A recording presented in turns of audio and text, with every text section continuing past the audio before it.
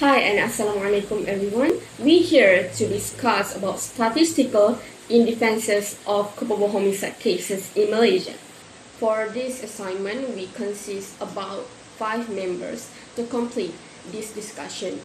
So we go to the next, that is introduction. Culpable homicide refers to a causing death through an unlawful act, either intentionally or with knowledge of the potential outcome. It spans cases from murder to less severe incidents, depending on intent, premeditation, or recklessness. The key aspect, we have two. The first one is actus reus, that means the unlawful act causing to death, and the second one is mens rea, that intent or knowledge of the circumstances. Under Section 299 and 304 of the Penal Code, culpable homicide is distinguished from murder based on intent and mitigation factors, with the law aiming to balance justice and deterrence. Then we have 3 objectives. The first objective is about understanding the causes, that we have to investigate the factors contributing to culpable homicide cases in Malaysia, such as societal, psychological, and situational influences.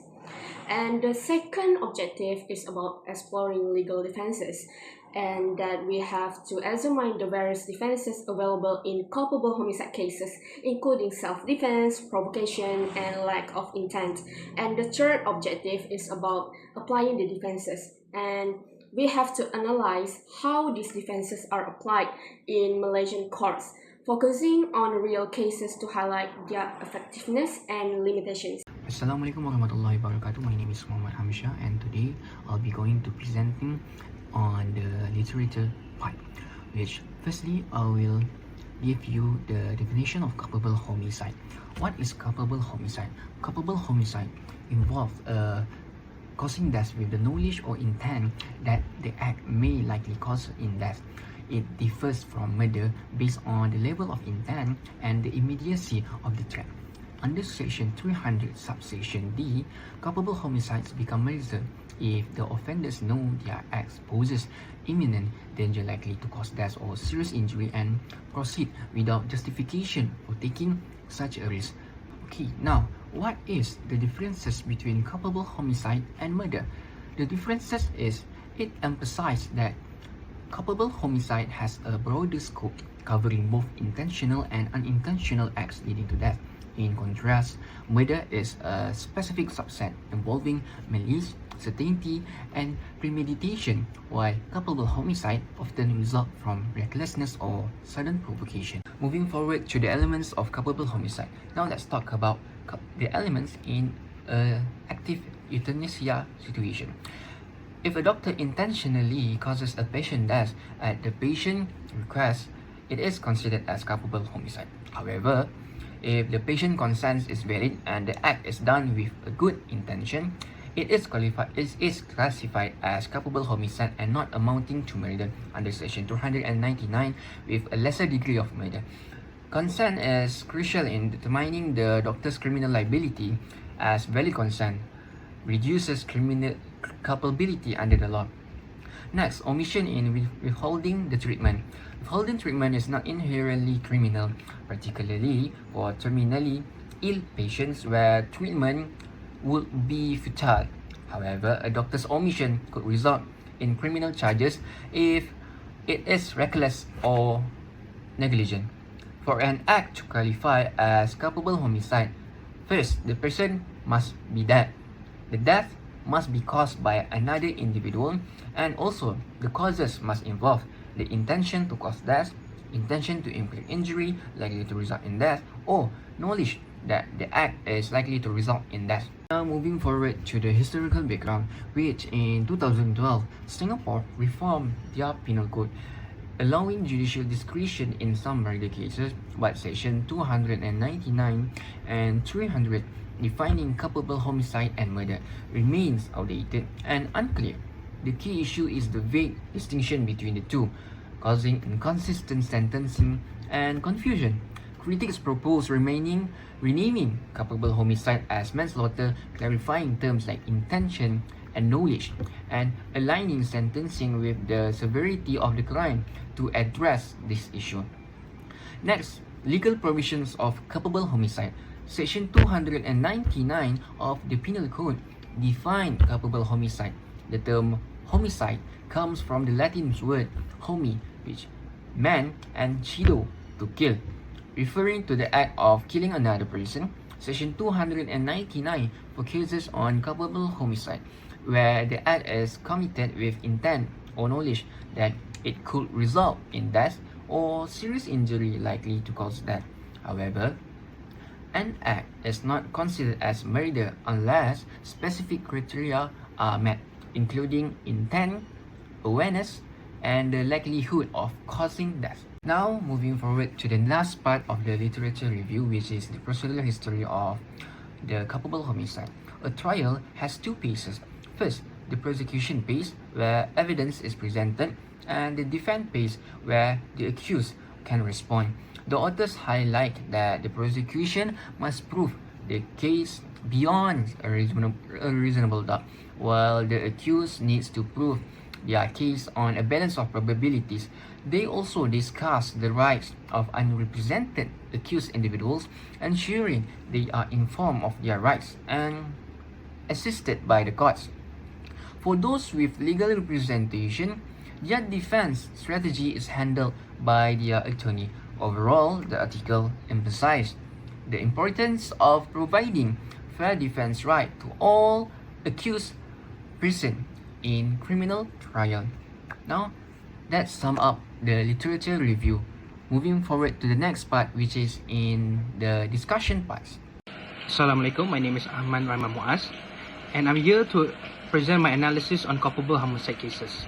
Based on section 299, it defines culpable homicide, which is distinct from murder under section 300. Through an analysis of LexisNexis, 104 cases were reviewed, but only 18 of them were found to be culpable homicide cases, while others were only maintained or focused on differentiating between murder and culpable homicide, and with 5 other cases being irrelevant to the discussion. From 2019 to 2024, culpable homicide cases can be classified into 2 main categories, which are appeal cases and regular cases. Out of the 18 cases identified, 44.4% cases go to appeal cases, while the other 55.6% were regular cases. This highlights the range of legal pathways that these cases can take, demonstrating that while many proceed to normal judicial process, but other significant portion also goes to appeal. The distribution of these cases on the courts that handle them also provide further insights. The High Court handled the largest share with 11 cases. This is followed by Federal Court, which dealt with 5 cases, and the Court of Appeal that only deal with 2 cases. This data suggests that High Court serve as the primary venue for educating culpable homicide cases, reflecting its importance in such cases or matters. The number of cases of culpable homicide fluctuated significantly between 2019 and 2024. In 2019, there were 5 cases, which is relatively high for that period. The following year, in 2020, this number dropped to 2 cases only. By 2021, there was a modest increase to 3 cases. However, 2022 saw no cases at all. Then, the year 2023 marked a peak with 6 cases, the highest in the time frame or in the period. Finally, into 2024, the number returned to 2 cases only, mirroring the figures from 2020. It can be seen by the bar chart. The defenses that are used in culpable homicide cases can be said as melting pot of varieties, because the most frequently invoked defense was lack of intent, which was used in 7 cases, accounting for 38.9% of total. Other defenses such as mistake of fact, unsound mind, intoxication, self-defense, accident, and private defense were each used only once. Provocations, in the other hand, was slightly more common, being invoked twice, while the alibi was the second most popular of all. This diversity underscores the range of arguments employed to mitigate culpable homicide in many cases. We have talked about the defenses that are used in culpable homicide cases. It is only logical for us to talk about the effectiveness of each defenses. Alibi, self-defense, private defense, and accident proved to be the most successful one because they achieve 100% success rate, achieving a 100% win rate. The lack of intent, in the other hand, had a more moderate success rate, succeeding in 57% of the cases. Conversely, other defenses such as mistake of fact, unsound mind, provocation, intoxication did not lead to any recorded wins, which means 0% win rate. These results emphasize the importance of strategic defense selection in achieving favorable outcomes in court for culpable homicide cases. The next one is factors contributing to the accused success in winning culpable homicide cases. The pie chart highlights the key factors contributing to success in culpable homicide cases, with the most significant being the first one is credible defense at 33.3%. This emphasizes the critical role of strong arguments backed by solid evidence. Similarly, both strong prosecution defense and insufficient evidence, each at 22.2%, demonstrate how a case weakens even the prosecution fails to establish a compelling narrative or provide adequate proof. Other factors include procedural errors at 11.1%, which compromise the case credibility, and aggravating factors also at 11.1%, which make it challenging for the prosecution to prove their claims effectively. Moving on to the next one, which is factors contributing to the accused loss in culpable homicide cases. The factors contributing to losses in culpable homicide cases, with the most notable being guilty plea at 44.4%, highlighting that many culpable homicide cases stem from the accused's own actions. Additionally, strong prosecution accounting to 33.3%, demonstrates how robust evidence and well-prepared arguments can secure convictions. Other factors include miscarriage of justice at 11.1%, where procedural errors or judicial mistake put the accused at a disadvantageous, and insufficient evidence at 11.1%, showing that failing to effectively challenge the prosecution weakens the defense. The pie chart on the side illustrates the outcomes of court cases analyzed from 2019 to 2024. It is categorized into three, which is imprisonment, acquittal and discharge, and detention. The largest portion, which is 83.3%, represent imprisonment, underscoring it as the most frequent verdict. Meanwhile, acquittal and discharge make up at 11.1%, indicating a notable number of individuals were either found not guilty or released. And the last one, detention, at 5.6%, is the smallest category, involving individuals held without a formal sentence. The next one is the chart shows that the distribution of male, female, and unspecified gender victims across various age groups. To begin with, in the youngest category, which is 1 to 10 years, there is one male and one individual with an unspecified gender. Moving to the 11 to 20 years old, the distribution widens with one male and two female. For the 21 to 30 years group, the gender distribution is equal with one female and one male.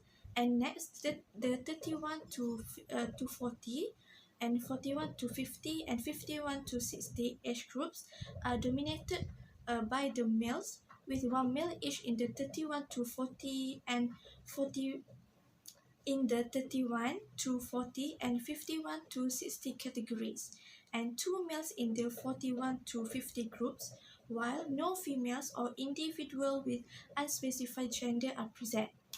In the 61 to 70 age groups, there is an even split with one male and one female.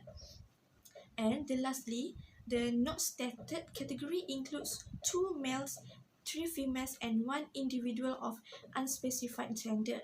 Overall, the data reveals a total of 18 victims of culpable homicide cases between 2019 to 2024, comprising 9 males, which is 50%, 7 males, which is 38.9%, and 2 individuals with unspecified gender, which is 11.1%. Furthermore, the pie chart highlights the different types of relationship between victims and the accused individuals in the analyzed cases. Professional relationships are the most common, accounting to 22.2%, which suggests that many disputes arise in workplace or professional settings. Familiar relationship follows at 16.77%, emphasizing domestic issues as a significant concern. Romantic, marital, adversarial, and acquaintance relationships each constitute 11.1%, showcasing the variety of interpersonal conflicts involved. And the last one, caregiving, peer, and commercial relationship each make up at 5.6%, representing fewer cases in these categories.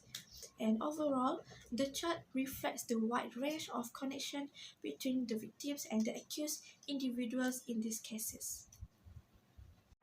Objective number 1. Factor contributing to the occurrence of culpable homicide cases in Malaysia.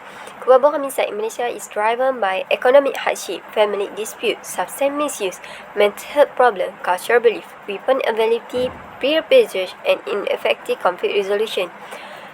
Factors like poverty, inequality, and joblessness lead to frustration and violence, while domestic issues often escalate.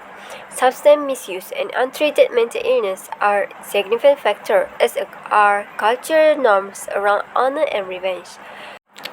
To reduce the occurrence of culpable homicide cases in Malaysia, it is essential to enhance economic support, raise awareness about mental health, provide training in conflict resolution, enforce strict weapon control, and ensure effective policy. Objective number 2. Defenses in culpable homicide. First, we have self-defense and private defense. Self-defense and private defense under Section 106 of the Penal Code allow the use of reasonable force to protect oneself, order or property from imminent harm with excess force invalidating the defense. Second, we have intoxication. Intoxication under Section 85 of the Penal Code is not typically a valid defense, but involuntary intoxication can be an exception. It may be used to argue that the accused was unable to form the requirement intent due to the intoxication, thus affecting criminal liberty in certain cases. 3. Unsoundness of mind under Section 84 of the Penal Code is a defense where the accuser claims they were incapable of understanding the nature of their action or knowing what they were doing was wrong due to the mental disorder. If proven, the accused may be exempt from criminal liability. Number 4. Lack of intent. Lack of intent in criminal law under Section 76, 80, and 81 of the Penal Code refer to a situation where the accused did not have the mental state which is menstrual required to commit a crime. Without intent, the accused may not be held liable for the offence. 5. Mistake of fact. Mistake of fact under Section 79 of the Penal Code is a defence where the accused commit an act under a genuine misunderstanding of fact, believing their action were lawful. This defence is valid if the mistake was honest and not due to the malice. Number 6. Provocation. Provocation under Section 318 of the Penal Code is a defence where the accused claim they were provoked to commit the offence, typically resulting in a loss of self-control. If the provocation was serious enough to cause a sudden emotional reaction, it may reduce the severity of the charge. However, excessive or prolonged provocation does not justify criminal behaviour. Number 8. Accident. Accident under Section 80 of the Penal Code is a defence where the accused claim that the act leading to the offence was unintentional and occurred due to the unforeseen circumstance. If proven, the accused may be absolved of criminal liability as the act was not deliberate. In Malaysia, culpable homicide is governed by Section 299 of the Penal Code, while Section 300 deal with murder. The difference lies in intent and circumstance. Defences like lack of intention, provocation, self-defense, and alibi have reduced charge from murder to culpable homicide.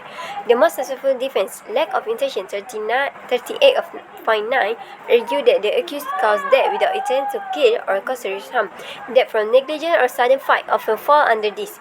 The effectiveness of this defense depends on strong evidence and legal argument. Ultimately, court aims to balance justice with fair trial for the accusers. So the last part is conclusion. In Malaysian courts, defenses such as self-defense, lack of intention, alibi, accident, and provocation are crucial in reducing charges from murder to culpable homicide. Their effectiveness relies on presenting solid evidence and persuasive legal arguments as outlined in the penal code. Proper use of these defenses helps ensure fair trials, uphold justice, and maintain accountability while safeguarding the rights of accused. So that's all from us. Thank you.